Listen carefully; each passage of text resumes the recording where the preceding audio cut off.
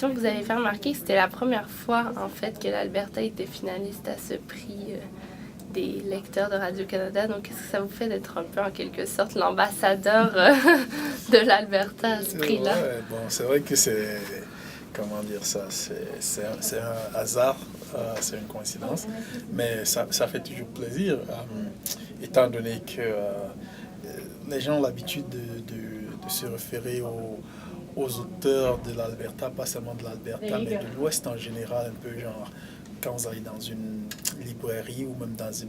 Bon, en général, dans les librairies, vous allez voir Ouest, auteur de l'Ouest, c'est aussi un peu quelquefois péjoratif, c'est un peu comme si c'est voilà, c'est pas quelque chose de qualité. Donc, mais je me dis, arriver à ce point étant un auteur de l'Ouest, ça montre quand même que l'Ouest, c'est pas juste un petit coin comme ça où voilà, on leur accorde juste des faveurs en les mettant dans une librairie, mais je crois que ça marque quand même comment dire ça, une certaine reconnaissance pour le travail qui est fait dans l'Ouest et spécialement dans la province de l'Alberta. Puis quand vous parlez des auteurs de l'Ouest, est-ce qu'on parle plus d'auteurs francophones? Francophones, je veux dire francophones, okay. Ouais. Dans les librairies francophones du pays, même dans celles qui existent dans la province, voilà, il y a toujours une catégorie un peu Ouest. Bon, c'est... Peut-être c'est intentionnellement pour faire la promotion des auteurs de l'Ouest, mais quelque part aussi ça a quelque chose d'un peu péjoratif, genre voilà quoi, c'est un peu comme c'est pas un travail de qualité, mais je crois que le fait qu'un auteur de l'Ouest et de l'Alberta arrive en finale du prix des lecteurs de Radio-Canada, ça montre quand même que dans l'Alberta, on fait du bon travail, quoi. Donc parlez-nous un peu de votre livre, Le plancher des robes. Je ne sais vraiment pas comment parler de mon livre. Il y a plusieurs petites histoires qui s'entremêlent, mais disons que la trame principale de l'histoire, c'est celle d'une femme qui quitte son pays natal, le Cameroun, pour se rendre au Canada. Et elle immigre dans une zone anglophone, notamment dans l'Alberta. Et avec elle, elle a trois atouts principaux, du moins ce qu'elle espère être ses atouts principaux, donc sa beauté, son éducation et sa foi. Toujours est-il que à son arrivée, ses atouts principaux ne lui sont pas d'un grand apport parce que son éducation déjà, étant donné qu'elle a étudié en français, elle ne peut pas la faire valoir, en tout cas pas dans l'immédiat, donc elle est obligée de rentrer sur les bancs universitaires, donc à un âge déjà assez mature quand même. Et sa beauté, donc, qui est en général mise en exergue par son port vestimentaire, sa coquetterie, ne lui sert pas grand-chose non plus parce qu'elle est dans une ville où on a à peu près voilà, 7 mois d'hiver, quelquefois 8, cette année on aura peut-être 9. Donc voilà, ça ne lui sert pas non plus à grand-chose parce que voilà, elle est toujours emmitouflée dans ses parkas, des écharpes, des foulards et voilà quoi. Donc elle n'arrive pas aussi non plus à mettre ça à valeur. Donc il ne lui reste plus que la religion, donc elle va se réfugier dans sa congrégation religieuse qui au départ lui procure un immense bien, mais au fur et à mesure des prêches et souvent quelquefois des homélies un peu digressives de son pasteur, elle arrive à ne plus se reconnaître en fait dans cette religion qui croit-elle est la sienne, à laquelle elle appartient, au point où elle connaît un immense doute et une immense crise identitaire, donc qui la force à sortir, enfin à s'enfuir de l'église d'abord. Et finalement, elle va se rendre compte qu'elle n'était pas en train de s'enfuir de l'église, mais qu'elle était en train de fuir d'elle-même. Pourtant, on ne peut pas se fuir soi-même. Donc, elle sera obligée de s'arrêter, de se confronter à la réalité, de se demander au fait, qui est-ce que je suis, qu'est-ce qui me définit moi. Et comme elle n'a aucune réponse dans l'immédiat, elle se dit peut-être le meilleur moyen de savoir qui elle est, c'est de rentrer fouiller dans son histoire. Donc, je dis dans son histoire, dans les livres d'histoire et autres. Et elle se rend compte à la fin que même dans les livres d'histoire, surtout les livres d'histoire reliés à l'Afrique, il n'y a pas une histoire africaine en tant que telle. Pratiquement tous les livres d'histoire qu'elle a lus sont toujours contingents à une autre histoire, celle de l'Europe par exemple, surtout liée à la colonisation, ou celle de l'Amérique, donc avec la traite négrière, ou liée à l'Asie avec voilà, les invasions berbères, ou les conquêtes arabes. et autres. Donc voilà, à un moment donné, on se demande mais pourquoi est-ce qu'il n'y a pas une histoire de l'Afrique, surtout des Africaines en tant que telle, qui n'est pas nécessairement contingent à une autre histoire ou à celle d'un autre peuple, etc. Et elle en arrive donc au point de se dire, ok, si cette histoire n'existe pas, il faudrait bien qu'elle l'écrive elle-même. Et cette façon de l'écrire, c'est pas à travers les livres d'histoire ou à travers la littérature, mais c'est à travers sa façon de vivre, en fait, les choix de vie qu'elle devra opérer à l'avenir, quoi. Donc c'est à ça qu'elle aboutit à la fin du roman. Comme vous dites, il y a plusieurs thèmes. Donc d'abord, est-ce que un des thèmes qui est l'immigration vers le Canada, par exemple, est-ce que pour vous, il y avait un geste politique un peu derrière ce roman pour parler des difficultés que les immigrants, par exemple, pour l'équivalence des diplômes, je donne un exemple, dans ce livre-là?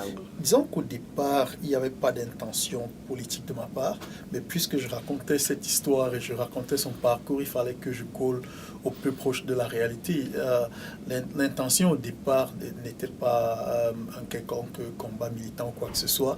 C'est après l'apparition du livre, en fait, que les gens m'ont fait remarquer, ah tiens, tu essaies quand même de dénoncer. Peut-être que ça sert à cela secondairement, mais ce que j'essaie de faire, c'est juste de relater un peu le parcours des personnes nouvelles arrivant, ou alors arrivant nouvellement dans le Canada et puis dans l'Alberta, plus précisément. Ouais. Vous, en tant que nouvel arrivant, est-ce que vous avez vécu un peu ce genre de remise en question identitaire ou d'une nouvelle connaissance de vous-même quand vous êtes arrivé à Edmonton et les années suivantes? Bon, disons qu'une crise identitaire, pas en tant que telle, toujours est-il qu'il y a des moments où on se rend compte qu'on est forcément différent.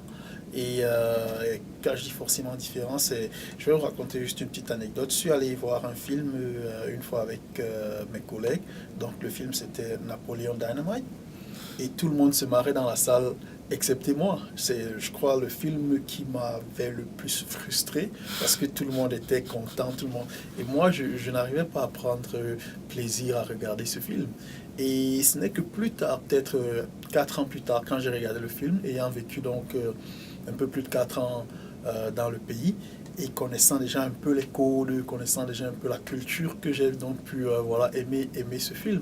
Donc quelque part, ouais, il y a toujours une espèce de choc, soit culturel, soit climatique, en fait, qui nous renvoie à nous-mêmes, qui nous pose la question de savoir pourquoi est-ce que je ressens quelque chose de différent ou voilà quoi, mais c'est pas forcément une grosse crise identitaire comme la fille le vit dans le Vous semblez fan de hockey maintenant. Pas maintenant, c'est vrai que... Ou depuis peut-être un ouais, temps, c'est bizarre, je suis devenu fan de hockey en fait quand on est arrivé en finale, comment ça s'appelle encore, de la Stanley Cup en 2005, il y avait une euphorie totale dans cette ville, c'était incroyable quoi. Et bon, c'est vrai qu'avant j'ai essayé de regarder les matchs et autres, mais quand on ne comprend pas les règles du jeu et tout ça, ça laisse un peu indifférent, mais quand on comprend les règles du jeu, quand on connaît les joueurs et quand il y a cette symbiose dans la ville avec une équipe qui gagne et autres, ouais, c'est... Justement, cette symbiose-là, c'est comme ça se rapproche du nationalisme pour certaines personnes ou d'une identité de groupe finalement. Est-ce que ça aide l'intégration pour certaines personnes? Tout à fait. Je veux dire, quand on est capable de... le mot qui me vient à la tête, c'est en anglais enjoy, non, mais quand on est capable d'apprécier, de communier avec son environnement, ça facilite nécessairement l'intégration. Il y a des choses qu'on n'a pas besoin d'exprimer verbalement, qu'on comprend et qu'on transmet. Ouais, non, mais c'est... et puis en plus, c'est ce qui passe à la télé tout le temps. Il vaut bien, ou alors il vaut mieux comprendre ce qui se passe, il vaut mieux aimer ça pour pouvoir apprécier le nouvel environnement, s'intégrer et pourquoi pas élever une famille, quoi. Et puis, donc, pour revenir au prix, c'est de ça qu'on parle. Ça vous ferait quoi de gagner ce prix des lecteurs? Ce serait une joie immense si je gagne le prix des lecteurs. Pas seulement pour moi, ce sera aussi pour la communauté francophone d'Edmonton d'abord, parce que peut-être je devrais leur rendre hommage. Je trouve quand même que c'est une communauté assez solidaire. Ils m'ont beaucoup soutenu quand mon premier livre est sorti, quand le second livre est sorti.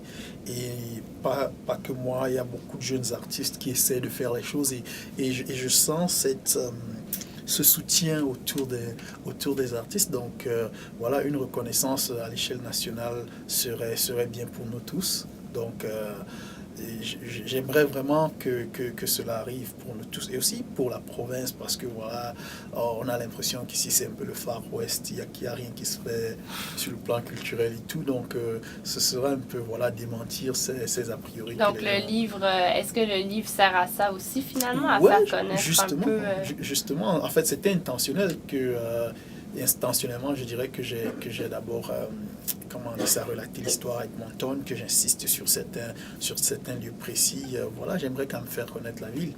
Quand on lit les livres, surtout en français, on connaît tellement Paris, souvent un peu Montréal, Toronto, Ottawa, Vancouver, mais voilà, on ne connaît pas Edmonton. Je me dis, ok, ben, si j'ai l'occasion de le faire, pourquoi pas, hein? Mhm.